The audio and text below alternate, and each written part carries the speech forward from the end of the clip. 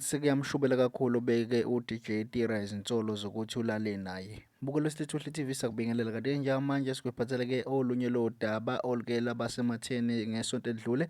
Udaba ke oluphakathi kwakhe lapha ke umculi weqgomo odume kakhulu uDJ Tira kanye nomculi osakhula endimeni yemusic uLuke Ntombela. Kanti uLuke Ntombela uke waphumela obala ngokubeka izinsolo uDJ Tira zokuthi walala naye ngesikhathi bekade bese studio nokube udaba nje oluthela basematheni kakhulu. Kanti uma ukukhumbula kahle lolu daba kube udaba oluqale kancane kancane kungazuthi luthinta izimali nokungenzela neqiniso kade benza umsebenzi. Kanti ke njengamanje lolu daba selingenelwe inkampani enkulu iAfrotainment kaTira lapho khona ekhuluma khona on behalf of uTira ichaza ukuthi iseyizwile ngokuthi kunama post acirculator ezinkundleni zokuxhumana abhalwe uye uLuke Ntombela nokwama post ke alimaza isithunzi sikaTira aphinde alimaze nesithunzi seAfrotainment.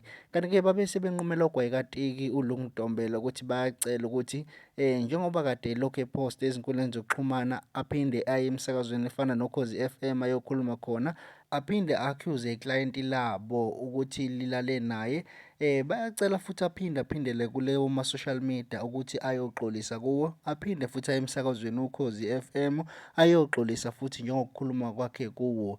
Kanti ke babe sebemnqumela izinsuku ezisikhombisa uma engakwenzi lokho bazimisela ukuthi balithathe ke balise enkantolo njengokusho kwalencwadi. Embuko lesithuhle TV lokho udaba bese kuphathelwa ungakhohlwa ncofoza subscribe button ke.